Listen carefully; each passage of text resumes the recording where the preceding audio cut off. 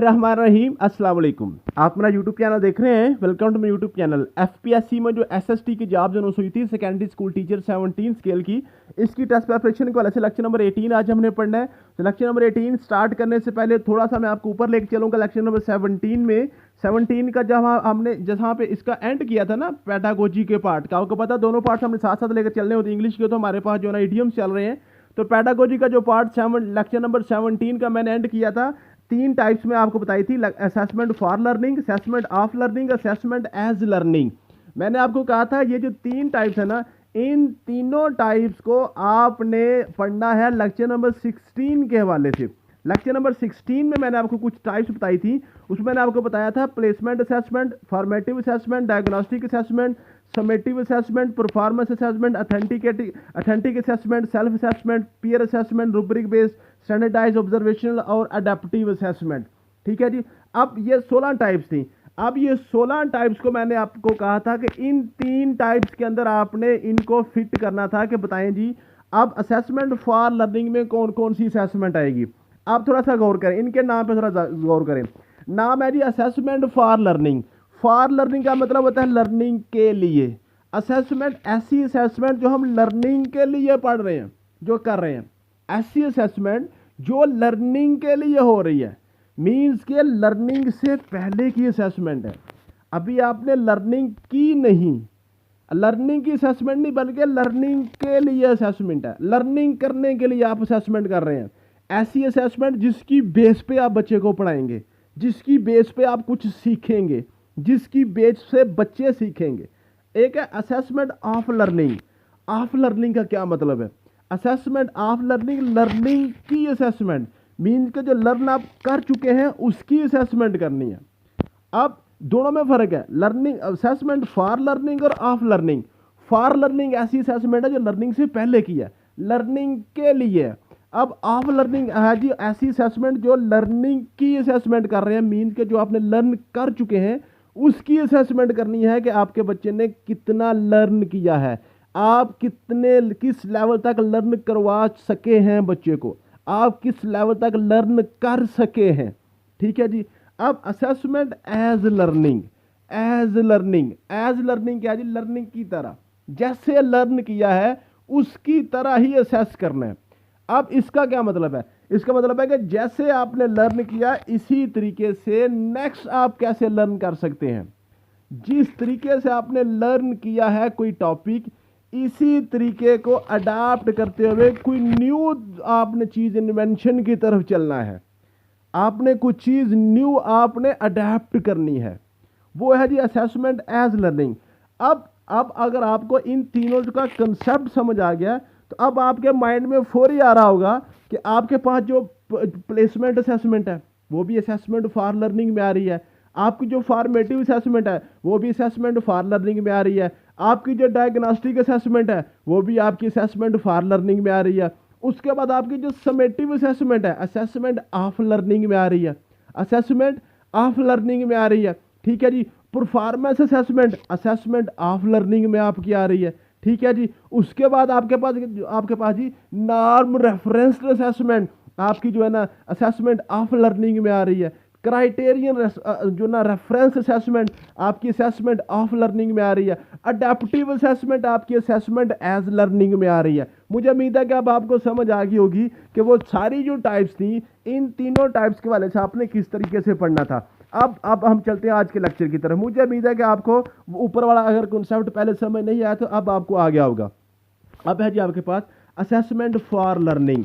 Assessment for learning इसमें basic आपकी होती है फॉर्मेटिव असेसमेंट। आपको पता है फॉर्मेटिव असेसमेंट जो होती है ना, इसमें आपने ये ऐसी असेसमेंट है जिसमें आपने टीचर ने खास तौर पे असेस करना होता है कि बच्चे को क्या समझ आ रही है कि नहीं। टीचर ये लर्न करना चाह रहा होता है, वो सीखना चाह रहा होता है क्या बच्चे को समझ आ रही है कि नहीं। अगर बच्चे को समझ आ रही है तो टीचर अपने जो उसका टीचिंग मेथड है उसको कंटिन्यू करेगा। अगर बच्चे को समझ नहीं आ रही तो अपनी कोई टेक्निक, वो अपनी ट्रेजेडी, कोई आप स्ट्रैटेजी जो है ना वो चेंज करेगा। टीचर अपनी स्ट्रैटेजी चेंज करेगा, teaching method, teaching technique change करेगा। मीन के टीचर लर्न कर रहा है कि उसका बच्चा किस लेवल तक उसको फॉलो कर रहा है। ठीक है जी। अब इसमें क्या करता है टीचर, फिर बच्चे को मौका भी देता है। अब यही चीजें सारी आपने बार बार पढ़नी है। यहां से अब क्वेश्चन आपके बनने हैं, ऊपर से जो सीधी सीधे क्वेश्चन वो नहीं पूछता। 17 स्केल है आपका, 17 स्केल है एफपीएससी में, आपके पास 102 सीटें हैं, 40,000 बंदा इसके लिए एप्लीकेंट है। ठीक है, तो बड़ा टफ मुकाबला होगा और बड़े वो मुश्किल से आपको जो है ना वो कॉम्प्लिकेटेड किस्म के क्वेश्चन करेगा। तो जब तक आप ये चीज़ डीपली नहीं पढ़ेंगे तब तक नहीं समझ आएगी। अब असेसमेंट फॉर लर्निंग क्या आ गई? Assessment for learning is a continuous and ongoing assessment that allows teacher to monitor student on day-to-day basis and modify their teaching based on what the students needs to be successful। क्या जी, एक तो ये continuous process है, teacher day to day continuously ये assess करता रहता है बच्चे को, और उसके साथ वो क्या करता है अपने टीचिंग मेथड को इसको मज़ीद बेहतर कैसे कर सकता है कि बच्चा उसका सक्सेसफुल हो जाए। ये उसकी असेसमेंट है डेली बेस पे, क्लासरूम की असेसमेंट। फिर दूसरा का पॉइंट क्या है जी?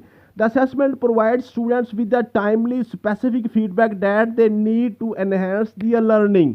ये ऐसी असेसमेंट है जिसमें बच्चे को टाइम दिया जाता है कि बेटा ये वाले आपके वीक पॉइंट्स हैं, इनको ठीक कर लो। मीन्स के बच्चे को अपनी लर्निंग को इनहेंस करने का मौका दिया जाता है। ये ऐसी असेसमेंट नहीं है कि बच्चे का जनाब फाइनल रिजल्ट आ गया, अब जो गलत है वो गलत है, जो ठीक है वो ठीक है, बल्कि नहीं, जो ठीक है वो ठीक है, जो गलत है उसको ठीक करने का मौका दिया जाता है। ठीक है, जिसको दोबारा समझाया जाता है।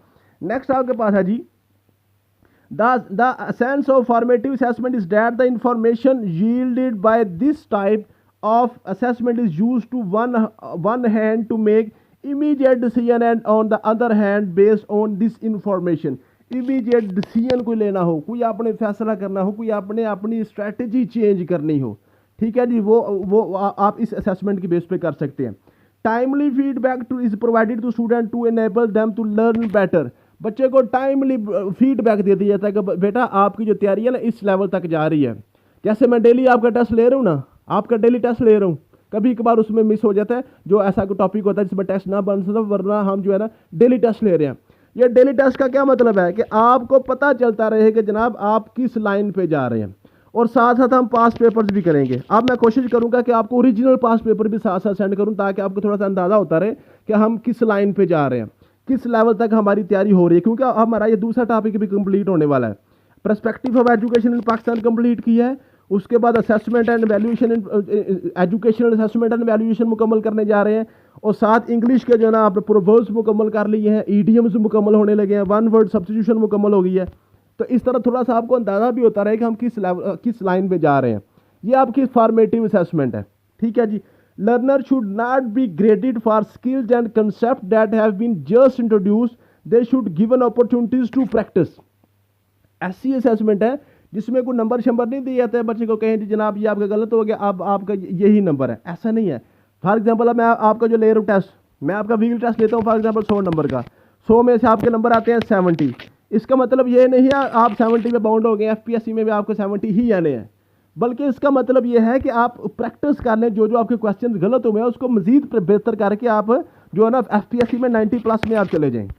ठीक है जी। ये आपकी फॉर्मेटिव असेसमेंट है। Formative assessment helps teacher to determine next step during the learning process as the instruction approaches. The summative assessment of the student learning. A good analogy for this is road test that is required to receive a driving lesson. Before the final driving test or summative assessment, a learner practice by being assessed the final driving test again and again to point out the deficiency in the skills. अब इस point का मतलब क्या है? इस point का मतलब यह है कि फॉर एग्जाम्पल आप ड्राइविंग लाइसेंस के लिए अप्लाई कर रहे हैं, तो ड्राइविंग लाइसेंस की फाइनल ड्राइव से पहले जो आपको रोड पे ऊपर आपको जो प्रैक्टिस करवाई जाती है ना, आपको गाड़ी दे दी जाती है, आपको मुख्तलिफ यू टर्न वगैरह आपको टर्न लेने सिखाए जाते हैं वहाँ पे, ताकि आपको पता चल जाए कि जब आपने फाइनल टेस्ट देने जाना है उससे पहले आपको गाड़ी चलानी सारी आ जाए। ये आपकी फॉर्मेटिव असेसमेंट है। तो जो आपकी प्रैक्टिस होगी ना वो आपकी फॉर्मेटिव असेसमेंट है, और जो आपकी फाइनल टेस्ट होगा वो आपके फिर होगी समेटिव असेसमेंट होगी। उसके बाद जी, many experts believe that all forms of assessment have some formative elements. The difference only lies in the nature and the purpose of which assessment is being conducted. वो कहता है जी आपकी जो असेसमेंट है ना, अब देखें मैंने आपको असेसमेंट और एवेल्यूएशन में जो फ़र्क बताया था वो मैंने आपको बताया था, जो असेसमेंट है ना, असेसमेंट आपकी लर्निंग पर्पज़ के लिए है। एवेल्यूएशन आपकी जजमेंटल पर्पस के लिए है, ठीक है। अब असेसमेंट बेसिकली है तो सारी की सारी ही लर्निंग आपकी जो ना लर्निंग के लिए है, लर्निंग पर्पस के लिए है। अब असेसमेंट की जब हम कैटेगरीज करते हैं ना, तो जो लर्निंग कैटेगरीज होती है उसको हम कहते हैं फॉर्मेटिव असेसमेंट। अब वो कहता है जी असेसमेंट सारी की सारी ही फॉर्मेटिव असेसमेंट है, सिर्फ फर्क किस में आता है, फर्क आता है कि उसका आप ऑब्जेक्टिव क्या हासिल करना चाह रहे हैं। क्या वो जो आपकी असेसमेंट है वो आप क्लासरूम में ले रहे हैं या फाइनल एग्जाम्स में ले रहे हैं जाके, ठीक है। एग्जाम में जब आपने असेसमेंट करनी है ना, फिर भी आपने लर्निंग पॉइंट ऑफ व्यू से ही करनी है, जजमेंटल नहीं करनी। फैसला करने के लिए आपने एवेल्युएशन ही करनी है, ठीक है जी। उसके बाद strategies for formative assessment, observation, questioning. अब क्वेश्चनिंग को सुक्रातिक टीचिंग मेथड भी कहते हैं, ये भी क्वेश्चन पेपर में पूछा जाता है। Peer learning, self learning, student record keeping. Record keeping को हम जो है ना पोर्टफोलियो भी कहते हैं, ठीक है जी। तो ये आपकी होगी फॉर्मेटिव असेसमेंट या असेसमेंट फॉर लर्निंग। अब आपके पास है assessment of learning. Assessment of learning को हम समेटिव असेसमेंट भी कहते हैं, जो आपकी एंड पे की जाती है, जो किसी भी कोर्स के एंड पे की जाती है, उसको हम कहते हैं समेटिव असेसमेंट। समेटिव असेसमेंट और assessment of learning is used to evaluate students. ये वैल्यूएशन के करीब करीब है। Students achievement at same point and in the at some point in the time, generally at the end of a course. ये बड़ा important है, end of the course, start of the course, during the course, वो सारी आपकी formative assessment है। अब formative में मजीद अगर वो टाइप्स करेगा तो स्टार्ट पे आपकी क्या होगी, प्लेसमेंट असेसमेंट हो जाएगी। दरमियान में आपके पास डायग्नोस्टिक असेसमेंट हो जाएगी। वो सारी की सारी आपकी फॉर्मेटिव ही है। अब सबसे एंड पे जो आपने लेनी है ना, एंड पे जो फाइनल एग्जाम लेना है, वो आपकी क्या जी, आपके समेटिव असेसमेंट है। और वो पूछता है वो कौन सी असेसमेंट है जो वैल्यूएशन के करीब करीब है, वो आपकी समेटिव असेसमेंट है। उसमें आपने वैल्यूएशन एवेल्युएट करते हैं स्टूडेंट्स को, ठीक है जी। The purpose of this assessment to help the teacher, student and the parents know how well students has completed the learning task। क्या मतलब है इसका, ये जो असेसमेंट है ना, ये कहता है जी स्टूडेंट्स, टीचर और पेरेंट्स सबको पता चल जाए कि how well student has completed, कि बच्चे ने किस तरीके से अपना टास्क मुकम्मल किया है, किस लेवल तक, किस हद तक उसने ये लर्निंग कर ली है, ठीक है जी। समझ आ रही है। तो ये आपके पास असेसमेंट है कि जिसमें आप देखें ना, वो जो आपकी फॉर्मेटिव असेसमेंट थी ना, उसमें सिर्फ आपका टीचर और स्टूडेंट को ही फीडबैक मिल रहा था, वही आपस में इन्वॉल्व हो रहे थे। लेकिन जो आपकी समेटिव असेसमेंट है, इसमें पेरेंट्स को भी इन्वॉल्व कर रहे हैं, उनको भी एंड पे पता चल जाए कि हमारा बच्चा क्या कर रहा है। सारा साल आप यही कहते हैं ना, अपने पेरेंट्स को कहते हैं बहुत अच्छा हो रहा है, मेरे बड़े अच्छे टेस्ट हो रहे हैं, मैं बड़ा अच्छा पढ़ रहा हूँ, ऑल इज वेल। टीचर भी कहता है जी बहुत अच्छा आपका बच्चा पढ़ रहा है। लेकिन पता चलता है एंड पे जाकर जब आपका फाइनल एग्जाम आता है, ठीक है जी, वहाँ पे बस पेरेंट्स को पता चल जाता है। In other word, summative evaluation is used to assign grades to a student which indicate her level of achievement in the course और प्रोग्राम, ठीक है जी। जो भी बच्चे ने लेवल या ग्रेड्स हासिल किए हैं ना, वो उसमें आप क्या करते हैं, समेटिव असेसमेंट में करते हैं जी। Assessment of learning is basically designed to provide useful information about the performance of the learner rather than providing immediate and direct feedback to the teacher and learner. Therefore, it is usually has little effort on learning। क्या मतलब जी, कहता है जी ये जो आपकी जो summative assessment है ना, इसमें आप बच्चे की परफॉर्मेंस बताते हैं, उसको फीडबैक नहीं देते। ये वर्ड टू वर्ड आपने इसमें जो डिफरेंस है वो आपने माइंड में रखना। ये बड़े बारीक बारीक क्वेश्चन आते हैं। फीडबैक आप देते हैं फॉर्मेटिव असेसमेंट में, लेकिन जो आपकी समेटिव असेसमेंट है, इसमें आपने बच्चे की अचीवमेंट्स बतानी है कि आपने क्या कुछ अचीव किया है, क्या कुछ आपने लर्न किया, उसकी परफॉर्मेंस क्या है। परफॉर्मेंस असेसमेंट आपकी समेटिव असेसमेंट में होती है, असेसमेंट ऑफ लर्निंग में। High quality assessment information can help the guide the teacher to organise their course, decide the teaching strategies and on the basis of information generated by summative assessment educational programs can be modified। जो आपके पास summative assessment है, इसमें पूरा का पूरा education programme आप modify कर सकते हैं कि जनाब ये हमने इस तरीके से पूरा साल बच्चे को पढ़ाया है, लेकिन बच्चे ने रिजल्ट नहीं दिया, हम इसको क्या करेंगे, इसको मॉडिफाई करेंगे, हम इसको मॉडिफाई करेंगे। अब इसमें कंपैरिजन भी पूछ लेता है वो। अब ये जो असेसमेंट फॉर लर्निंग है ना और ऑफ लर्निंग, इन्हीं में से क्वेश्चन आपके बार बार पूछे जाते हैं। और ये क्वेश्चन इसमें से आपको इतने वो कम्प्लेक्स करके क्वेश्चन पूछता है कि आप चकरा जाता है बंदा कि इतने बिल्कुल, क्योंकि ये बिल्कुल करीब करीब आपस में बिल्कुल स्लाइड सा फर्क है इनमें, सिर्फ अल्फाज का ही हेर फेर है इसमें, ठीक है, इसलिए आपने इनके जो 2-4 डिफरेंस है ना मेन, वो आपने अच्छे तरीके से याद कर लेने हैं। असेसमेंट फॉर लर्निंग जिसको हम फॉर्मेटिव कहते हैं, checks how students are learning and there is any problem in learning process. ये असेसमेंट फॉर लर्निंग कहता है जी, ये चेक करता है कि बच्चे कैसा पढ़ रहे हैं और उनमें कुछ प्रॉब्लम क्या क्या है पढ़ने में। डायग्नोस्टिक असेसमेंट इसमें आ रही है। Checks what has been learn to date. Of learning में होता है जी, क्या कुछ उन्होंने आप आज तक पढ़ लिया है। व्हाट हैज बीन लर्नड, क्या पढ़ चुके हैं। लेकिन इसमें क्या कहता है फॉर्मेटिव में कि क्या पढ़ रहे हैं, इनको मसाइल क्या आ रहे हैं। इसमें यह नहीं पूछता क्या मसाइल आ रहे हैं, उन्होंने ये देखना कि क्या पढ़ा है। ये नहीं देखा कि उसको मसाइल थे नहीं थे, क्या था, जो गुजर गया वो गुजर गया। अब इस टाइम इसने क्या पढ़ लिया है, इसको क्या आता है। उसके बाद it determines what to do next. ये कहती है कि अब नेक्स्ट हमें क्या करना चाहिए, किस तरीके से पढ़ना चाहिए। समेटिव कहते हैं it determined what has been done. Summative कहती है कि क्या हो चुका है, ये उसने पूछना है, ये उसने बताना है। Design to assist educator and students in improving learning. ये जो असेसमेंट फॉर लर्निंग है, फॉर्मेटिव असेसमेंट है, ये एजुकेटर्स मीन टीचर्स और स्टूडेंट्स को बताता है कि आप किस तरह से अपनी जो लर्निंग है उसको इंप्रूव कर सकते हैं। लेकिन जो समेटिव असेसमेंट है ये इंप्रूवमेंट के चांस नहीं देता। Design to provide information to those not directly involve in classroom learning and teaching school administration, parents, school board in the addition to educator and students. क्या मतलब है, ये फॉर्मेटिव असेसमेंट सिर्फ फीडबैक देती है टीचर को और स्टूडेंट को कि आपने क्या पढ़ाया और आप बेहतर कैसे पढ़ सकते हैं। लेकिन जो समेटिव असेसमेंट है ना, इसमें नॉन टीचिंग लोग जो भी हैं, स्कूल एडमिनिस्ट्रेशन है, पेरेंट्स हैं और स्कूल का जो बोर्ड वगैरह है, उसको भी साथ इंफॉर्मेशन देता है कि जनाब इन्होंने ये गुल खिलाए हैं सारे साल में। ठीक है जी। नेक्स्ट आपके पास है usually use detailed specific and descriptive feedback in formal और informal report. Usually use number, scores और marks as part of a formal report. क्या मतलब है, आपकी फॉर्मेटिव असेसमेंट या असेसमेंट फॉर लर्निंग में क्या होता है जी, आपकी डिस्क्रिप्टिव रिपोर्ट होती है जो टीचर आपको ओरली भी बता सकता है जी आपका बच्चा अच्छा पढ़ रहा है कि नहीं अच्छा पढ़ रहा है, बहुत अच्छा पढ़ रहा है जी, एवरेज है। लेकिन इसमें ये उसकी जुबानी कलामी कोई असर नहीं करेगा, कुछ कोई इतबार नहीं है। उसके ग्रेड्स बताएंगे, उसके नंबर्स बताएंगे कि बच्चे ने क्या किया है।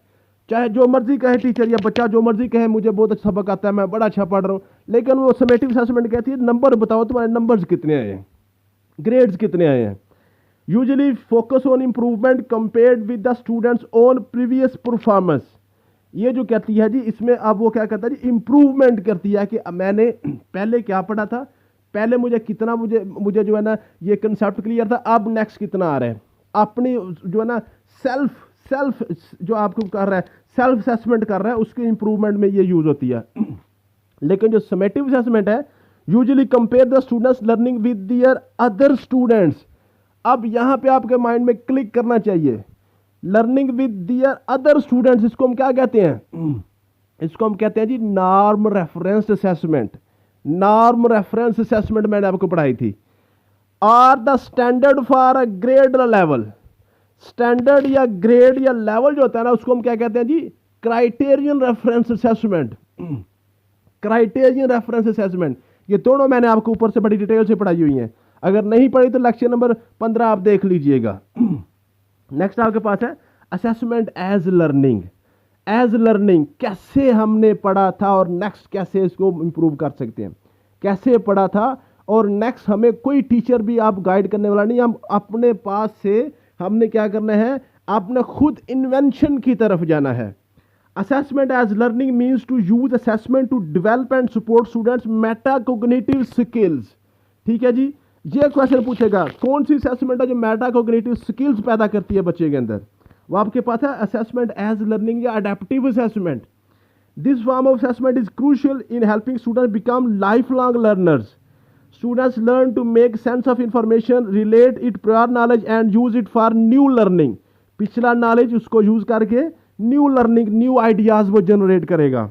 Student develop a sense of efficacy and critical thinking when they use teacher, peer and self assessment feedback to make adjustment, improvements and change to what they understand. जो उन्होंने पढ़ा था पहले उसके अंदर क्या वो इम्प्रूव करके, क्या उसमें चेंजिंग करके उसको मजीद ऊपर डेवलप कर सकते हैं। ये आपके पास है असेसमेंट एज लर्निंग। कैसे पढ़ा था उसको मजीद कैसे हम बेहतर अंदाज में अगली नस्लों को मुंतकिल कर सकते हैं। मुझे उम्मीद है कि अब आपको असेसमेंट वाला टॉपिक अच्छे से क्लियर हो गया होगा। यहाँ पे आपका असेसमेंट का टॉपिक जो है ना, असेसमेंट की टाइप्स खत्म हो जाती हैं। यहाँ तक ही आपका क्वेश्चन बनना है असेसमेंट के वाले से। अगर नहीं समझ आई, लेक्चर नंबर 15, 16, 17, 18 ये 4 लेक्चर अच्छे तरीके से पढ़ लें, इंशाल्लाह ताला आपको समझ आ जाएगी। नेक्स्ट इंग्लिश के मैंने अब आज थोड़े लिखे हैं क्योंकि असेसमेंट की टाइप थोड़ी ज़्यादा थी, तो इंग्लिश के सिर्फ 25 आज मैंने आपके लिखे हैं जी। आपके जो जो ईडियम्स है ना जी, सिर्फ 25 लिखे हैं। मुझे उम्मीद है कि आप ये इजीली कर लेंगे। Thank you so much. मिलते हैं नेक्स्ट वीडियो में। अल्लाह हाफिज़।